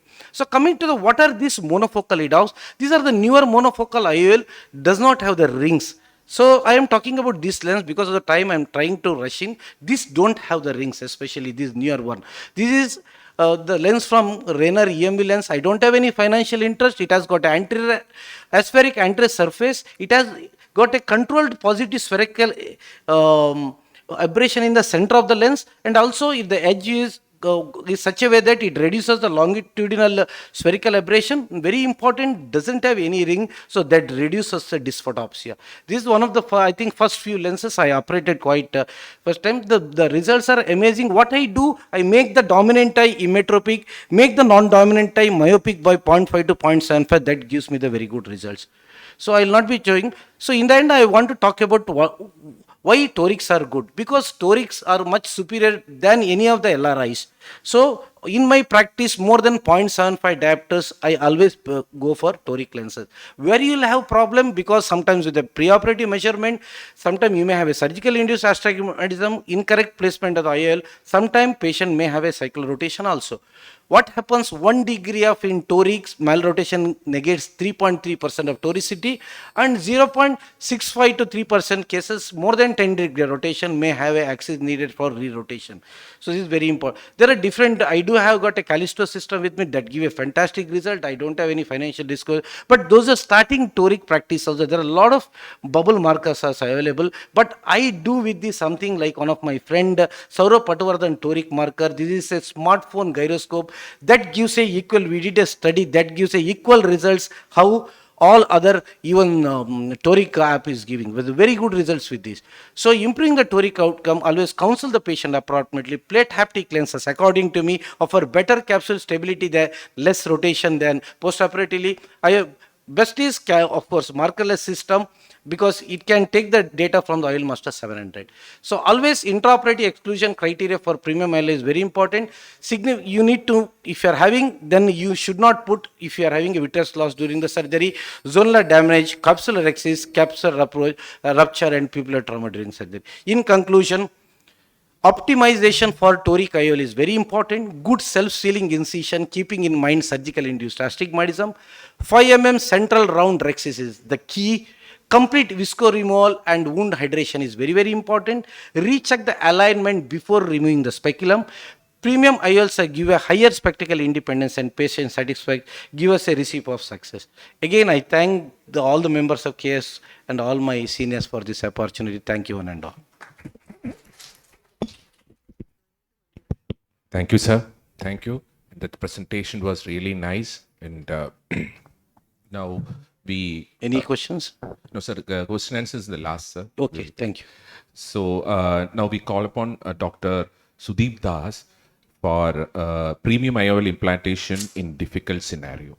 Sir, it's to you.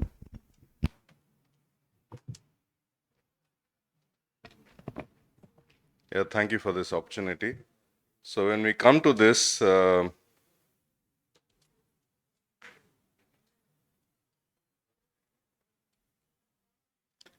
it's basically there are two parts. So one is you might have a complication during surgery which compromises the ability to implant a premium IOL, or there could be an associated disease in the eye, in the retina or cornea, whatever, for which you should not implant a premium IOL.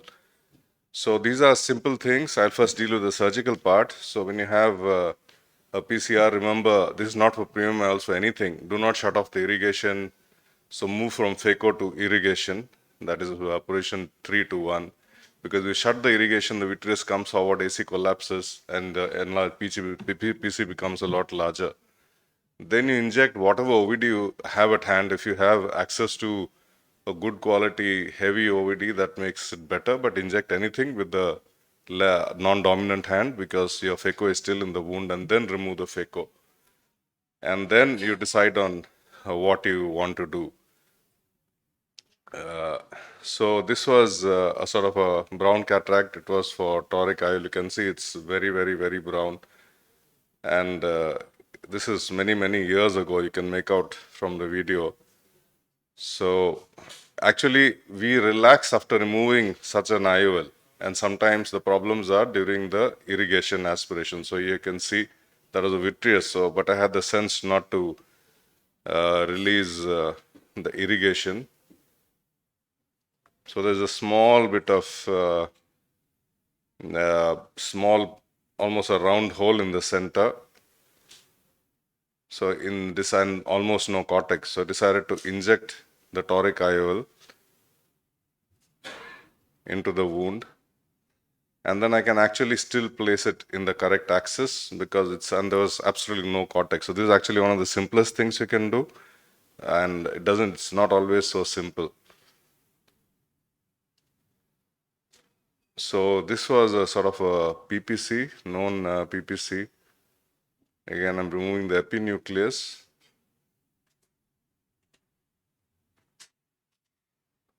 And everything is actually gone on all right, but we have this stupid habit of just trying to remove a small bit of speck of posterior capsule opacity. It doesn't even make any difference to the patient, and there the PC is open. But again, have the good sense to inject viscoelastic.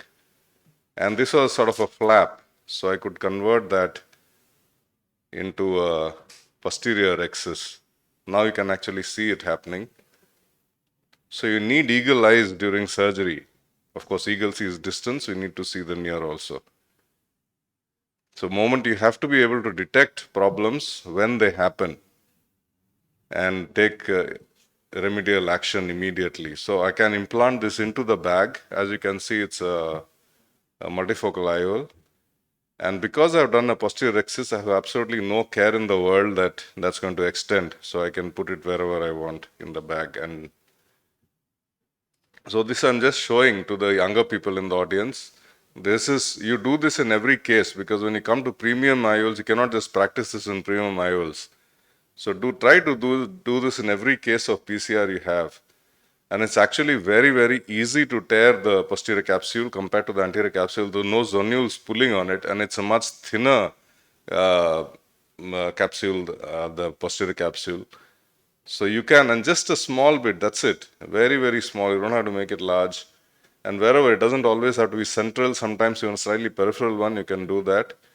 And the advantage is you can implant any sort of IOL in the, so this is not a premium IOL, this is an acrifold. But that you just practice it on any type of lens, any type of. So this was a large PPC. I was very, very sure that the PC will open up here. But the patient was insistent on a multifocal IOL. So this is something that I could do at that time. I'm not sure what I'll do now because I'm not even sure you get 3-piece multifocal IOLs. At that time, you got the 3-piece Technis. So here there is vitreous. I'm doing the vitrectomy.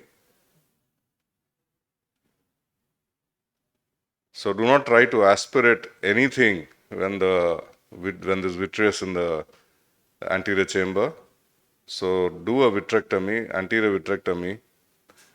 Once that is done, you can actually aspirate the cortex very, very easily because there's no vitreous coming to the port. And here it was a large, and as you saw, the PPC was very eccentric. So there's absolutely no way I could have got away, and it was too large a PCR to do a rhexis. So once that is done, but here I had planned for a 3-piece multifocal lens. It's a Technis 3-piece. And this has been, these 3-piece multifocals have been a savior so many times in the past. So now if I see this, I will probably tell the patient that we will do a multifocal if it's possible. And I've done it also in the recent years. Otherwise, I'll just choose whatever IOL is best for the situation, for your eye, for the long term. I'm not looking at what you will see tomorrow, but I'm thinking of 10 years ahead also. And most of them agree with that. So this was a 3-piece multifocal, and I could do a capture in the rhexis also, an optic capture. So this is going to remain very stable. And because I've done a capture, the power also doesn't really change. So that is one side captured, and now I'll capture the other side also. And this was a sort of, sorry.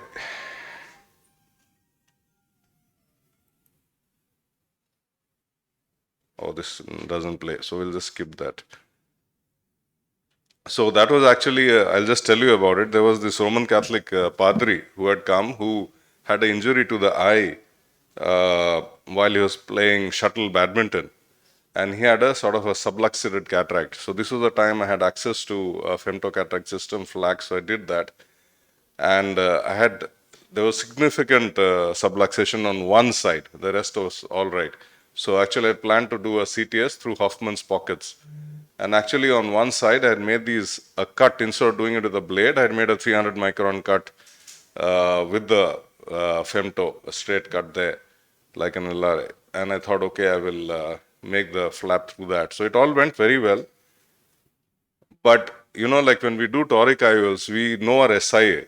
Here, I had no clue what the SIA through a Hoffman's pocket will be, and he ended up with flattening in that axis, and he needed a cylindrical correction again. So be very careful with these, because an SIA from a normal wound I can calculate. How am I ever going to calculate an SIA through a Hoffman pocket, because I don't do that many of them. And the SIA will be all over the place. It's not like a fixed place. So this is what it looked like. You can see the CTS and everything, but obviously he had flattening and he needed glasses. Then we'll come to some of these problems, like you have keratoconus. Can you do a premium IOL in these people? So again, it depends on how you're going to measure your K.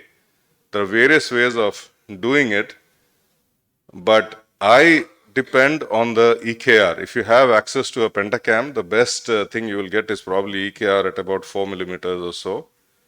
And so various ways of doing it. And if you see that EKR actually sort of corresponds more to the manifest cylinder after surgery. So a lot of these people will actually have a sort of a negative spherical aberration. Most of these people with the keratoconus. And so as you can see here, the corneal neck is almost 0.5 micron meters. And then most of our premium aspheric IOLs, when you talk about, they have a sort of a negative spherical aberration built onto the lens. So you're not going to use that. It's preferable to use a normal spherical lens, which actually has a positive spherical aberration built onto it. Then there is, we used to think that maybe an aberration-free lens would probably, with zero aberration, would probably be the best. And that was actually good, because it doesn't induce any. But then now you have these EDOF lenses, and if you see the type 5 EDOF lens at the bottom, they actually, on purpose, to increase depth of focus, they have a positive spherical aberration built into it. So this is just a theoretical thing. I haven't done it myself, I'm just wondering whether that sort of lens will work better in a person with early keratoconus, a centered keratoconus, where there is a negative spherical aberration on the lens. Maybe they'll do better, but I haven't tried it out yet, just to think about. Then about toric IOLs, avoid toric IOLs in severe keratoconus because it's going to be decentered. We have had patients who have diplopia, monocular diplopia. So you can do it in form frustae or mild keratoconus, where the astigmatism is nearly regular. And multifocals, I would not even try to do because contrast is bad in them and you cannot, most of them, do a lens touch-up procedure. Thank you.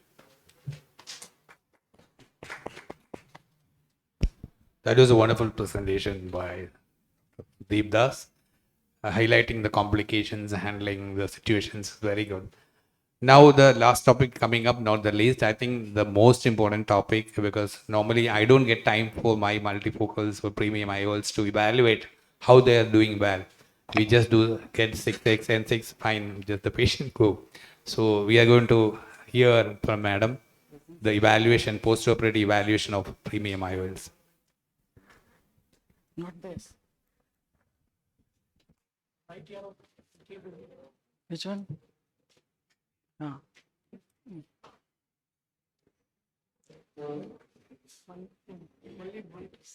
Only one. Okay. A very good afternoon to everyone. My topic is premium IOL post-operative evaluation. There is no conflict of interest. Now, premium cataract surgery has tripled over the years and patient demands have become more challenging. Premium cataract surgery requires safe cataract surgery without significant post-operative complications. And IOLs should provide a predictive and excellent post-operative result. Now, comparing to conventional IOLs, premium IOLs offer more and better visual function. There are no standard criteria because of continuous evolution of IOL technology. The aspherical IOL, blue light filter, square edge IOL were described as premium IOLs of the past decade. The rapid shift to digital platform has brought about a lot of changes in the demands of the patient, and the patient demands clear vision at all distances. Now, how can we address this shift in the patient's demand? The present day premium IOLs have already been described. They are like the monofocus, like the Clarion IOL with the automated injector system, extended depth of focus IOLs. Then you have the multifocals, and then you have the toric monofocals and the multifocal IOLs. Now, patient criteria has already been dealt with. Now, what has been promised pre-op?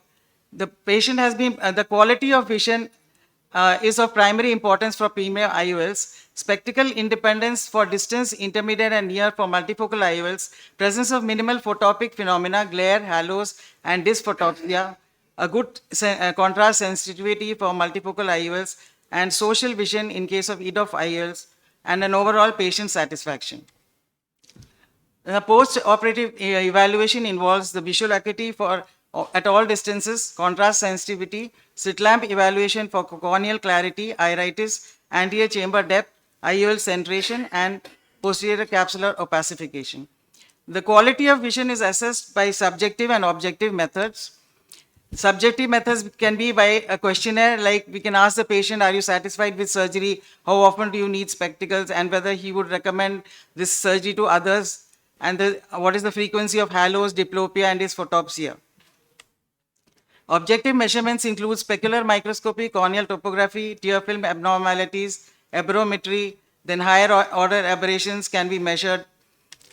And there are halometry devices which can measure the impact of halos. It has been said that 40% halos are there detected with multifocal IOLs, but actually 10% may be of significance.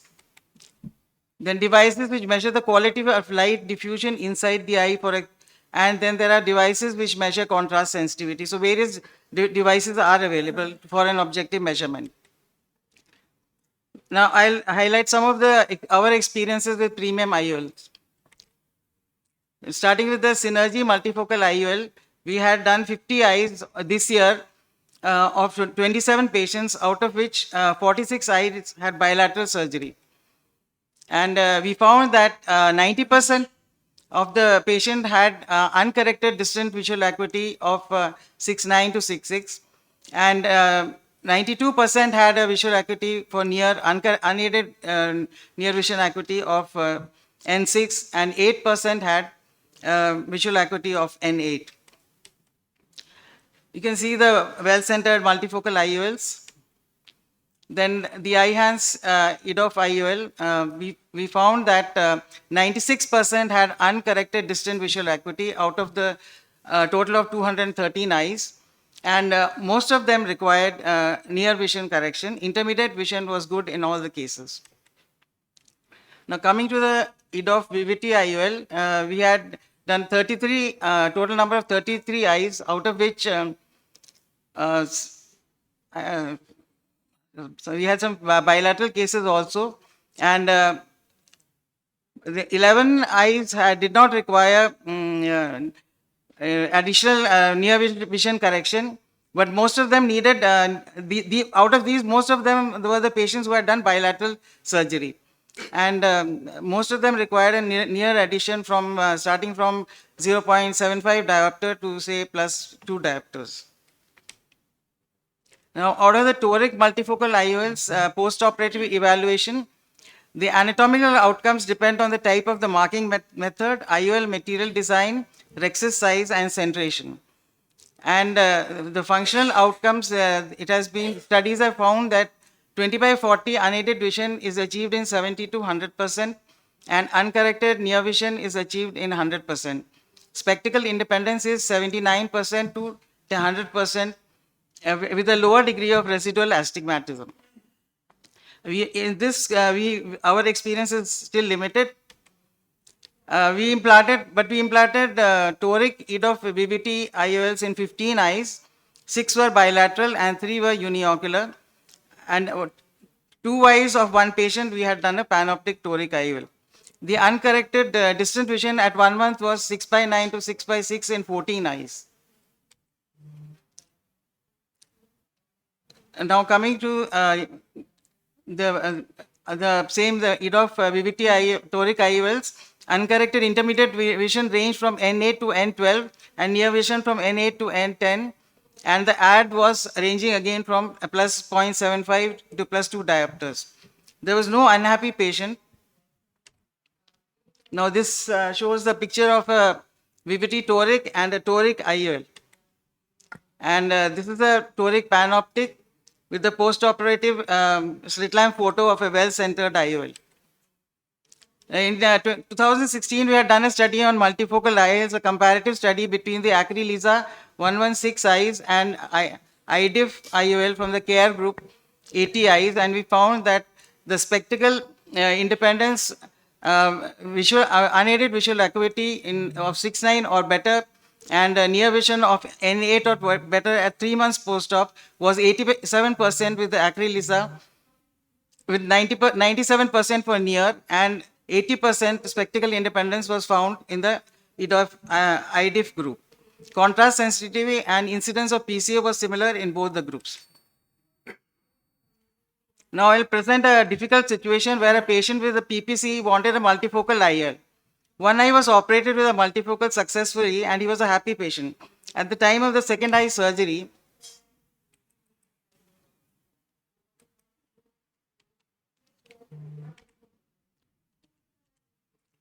video start here.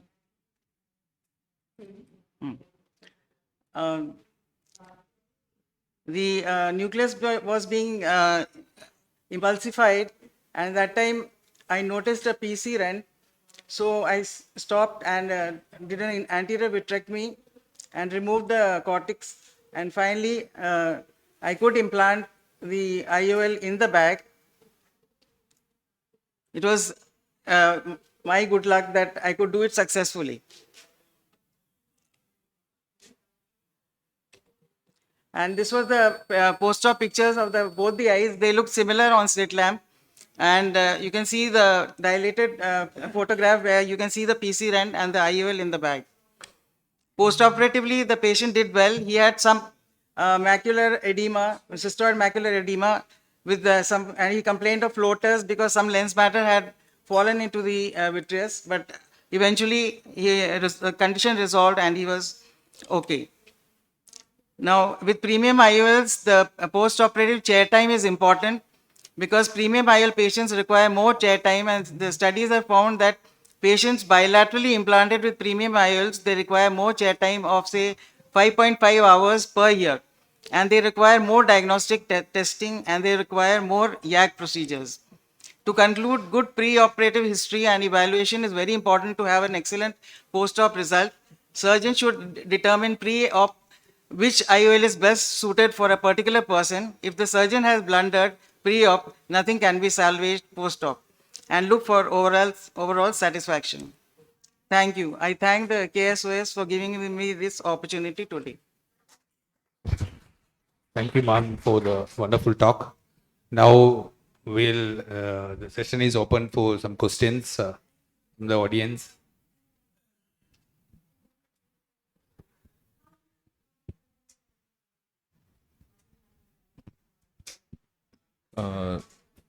Sudeep sir, what is your experience in making monofocal correction, like one eye little towards the minus side in? Restricted myself. I'm not a very great proponent for any monovision or monovision and all that. Because somehow I don't tolerate it very well. My wife somehow does that very extremely well. So I've done it for people who I know have been, you talk with them and you realize that they have been monofocal. I mean, the normal eye, they're sort of myopic in one eye and the other one. So the first toric I had done in my life was actually a patient who was myopic in one eye, and she used to have good distance vision in the other eye, and she was a foreigner. She used to have a huge farm in Arizona, and then I used to ask her, how do you drive? How do you look to one side? I said, turn my head and look. So when I did that, I did the eye with the one she used for near, with the toric, and so she didn't have any cylinder at all with that. She used to use a contact lens actually for the cylindrical collection earlier. Then I did the one for the distance, and she was very happy. So then I've done that for a lot of other patients. But people who've been sort of emmetropic for distance, normally I haven't tried that because I'm not sure how they will tolerate this monovision. I know it's not the same as wearing glasses because the image size is not very different. Like I wear it and I almost get vertigo. If I try to make one eye myopic and the other eye this one, I almost feel like puking. It's such a severe sensation I get. So I somehow haven't managed to, convert my patients to do that. I know it's not the same feeling after surgery, but mentally I am not prepared for that. I have one question for you. You are doing the posterior capsular exercise every time. What kind of viscous elastic you have preferred?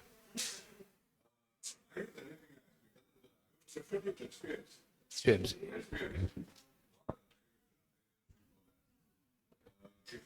But one thing to remember is never, we are taught by doing anterior capsulotomy that you really flatten the anterior capsule. Put as much viscoelastic as possible. Here you don't want to do that. If you see it somewhere in the mid-vitreous. So you just inject enough viscoelastic to make the PC flat. That's it. And it's going to tear very easily. You don't want to make it concave and really push it behind. Thank you. Any other questions? Yeah. Just 2-3 points, sir. Regarding the concept of people who have undergone surgery many years back with monofocal, when such a patient comes to us, is it a great practice to offer multifocal?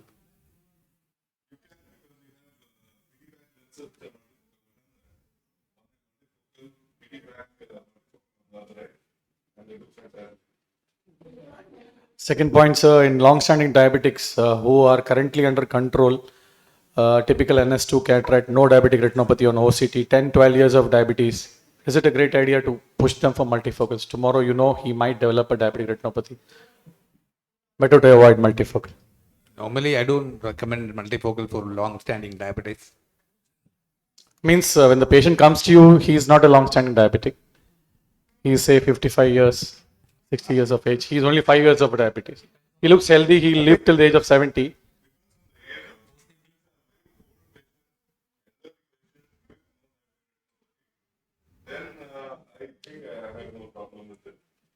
But if it's a very young patient in the 40s, and then it's possible that he got the cataract.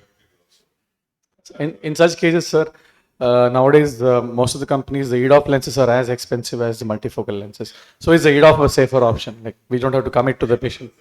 And, yeah. Needs you put a multifocal with rings in it. We have colleagues are even with us. During surgery, they only see very clearly. It's not going to happen. And many times it happens, so we do one eye and patient does not keep up the promise of coming back for the other eye immediately. So we lose the patient and then they come after a long time. Then how do you convince and make them happy on your second attempt? That's the main problem we face sometimes. We do give an offer of doing both the eyes back to back and some discounts. I believe everybody does that. So, but then somehow patients don't come back. So then they come after 1 year. Then what do you say? No issue. See, the patient is happy with that, then we don't have any issue. We don't have an issue, but then we are worried whether the patient will take it well if he comes after 1 year. Whether the adaptability will be okay. 1 year, because there are many a time one eye is operated in one hospital maybe 2 years back, and then they come to us and we operate. Nothing. I think they are happy.